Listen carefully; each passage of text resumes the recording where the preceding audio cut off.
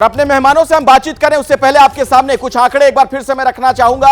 बात हम पूर्वांचल की कर रहे हैं, गोरखपुर की बात की जाए, आजमगढ़ की बात की जाए तो देखिए वहां का गणित आंकड़ों की जुबानी क्या है। गोरखपुर योगी आदित्यनाथ का यह गढ़, आजमगढ़ की बात की जाए तो समाजवादी पार्टी का गढ़ रहा है आजमगढ़। इसके अलावा गोरखपुर बीजेपी की पक्की सीट मानी जाती रही है, लगातार वहां से बीजेपी जीती रही। आजमगढ़ की बात की जाए तो एसपी की कंफर्म सीटों में से एक है। हालांकि विधानसभा का जो बाय इलेक्शन हुआ वहां पर हार गई थी पार्टी। गोरखपुर लोकसभा प्लस विधानसभा में निर्णायक गोरखपुर बीजेपी के लिए। आजमगढ़ की बात की जाए तो हर चुनाव में समाजवादी पार्टी के लिए निर्णायक भूमिका यह पूरा इलाका निभाता रहा है। आजमगढ़ की एक बार फिर से मैं बात करूं तो यादव प्लस मुसलमान बाहुल्य अगर देखा जाए इस इलाके को, यहां पर इनका दबदबा है तो अखिलेश यादव को फायदा हो सकता है। ब्राह्मण और ओबीसी वोट बीजेपी के पाले में जा सकता है। यह देखिए पूर्वांचल की राजनीति का सेंटर है गोरखपुर। आजमगढ़ मुस्लिम वोटों के केंद्र के तौर पर अब तक माना जाता रहा है, लेकिन क्या यह समीकरण आने वाले दिनों में बदल जाएगा, यह एक बड़ा सवाल है।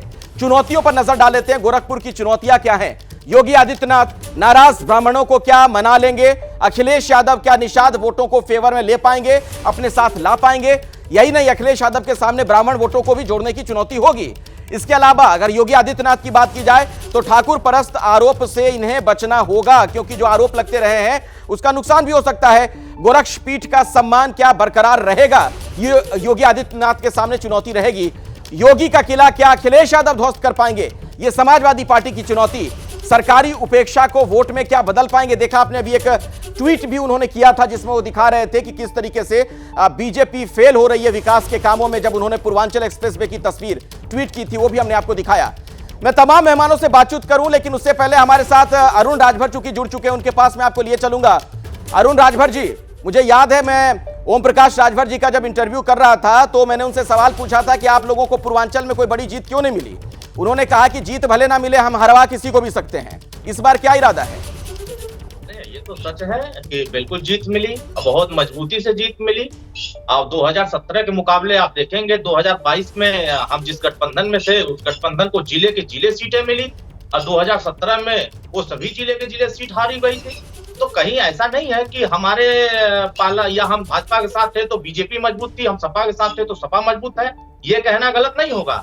जनता के बीच में लगातार स्वयं भारतीय समाज पार्टी और माननीय ओम प्रकाश राजभर जी बने रहते हैं। आप देखिए आज आजमगढ़ की धरती पर वो एक बड़ा सम्मेलन कर रहे हैं, लेकिन बाकी लोग क्या है, ट्विटर पर खाली ये दृश्य दिखा रहे हैं कि ये सड़क टूटी है। क्या उनके समय में आगरा एक्सप्रेसवे पे बहुत सारी सड़कें नहीं टूटी थी? उनकी सड़कों बनाए हुए सड़कों पर तो गाड़ियां धंस गई थी। ये चीज तो ट्वीट नहीं कर पाए थे। तो ट्वीट करने से राजनीति नहीं हो सकती है, या ट्वीट करने से उत्तर प्रदेश की जनता या पूर्वांचल की जनता। मुझे लगता है सुरेंद्र जी आपको जवाब देना चाहिए, क्योंकि समाजवादी पार्टी के नेता तो है नहीं। वो कह रहे हैं कि सिर्फ ट्वीट करने से राजनीति नहीं होती है, वोट वैसे मिलते नहीं है। अखिलेश यादव जो ट्वीट कर रहे हैं, आपके सहयोगी हैं इसलिए सवाल पूछ रहा हूं। सुबह और शाम में पाला बदलने से थोड़ी राजनीति होती है कि सुबह इस पार्टी में, दोपहर में इस पार्टी में, शाम को उस पार्टी में, और हर बार कहिए कि राजभरों भला हो रहा है। ऐसे थोड़ी भला होता है। देखिए आपको स्टैंड लेना पड़ेगा, दो चीजें बोलनी पड़ेंगी। आदमी को ये बताना पड़ेगा कि आपकी नीति क्या है, आपका नियम क्या है, आपका सिद्धांत क्या है। आप सांप्रदायिक ताकतों के साथ हैं या आप दूसरी ताकतों, लोकतांत्रिक ताकतों के साथ हैं। आप जातिवाद पर अपना क्या नजरिया रखते हैं, आप अपना धर्मांधता पर क्या नजरिया रखते हैं। तो ये सारी की सारी बातें जब तक नहीं होंगी तो सुबह को आप इस डाल बैठे हैं, दोपहरिया में आप इस डाल बैठे हैं, और शाम को आप उस डाल बैठ गए। अरुण जी जवाब जल्दी से। नहीं, मैं कह रहा हूँ राजपूत जी अगर हमारे ऊपर ज्ञान दे रहे हैं तो उत्तर प्रदेश में अरे भाई हम किसी के ऊपर ज्ञान नहीं दे रहे, आप ज्ञान देने लायक नहीं है।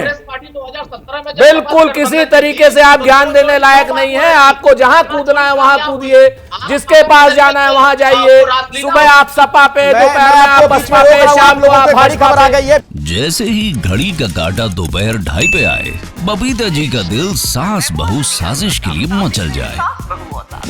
और ये है इनकी बहू, पूरे दिन ऑफिस की टेंशन हो जाए गॉन जब ये करें अपना फेवरेट शो फ्री टाइम पे ऑन। इनकी तरह आप भी देखिए अपना फेवरेट शो अपने टाइम पर, और डाउनलोड कीजिए एबीपी लाइव ऐप अपने स्मार्ट टीवी पर।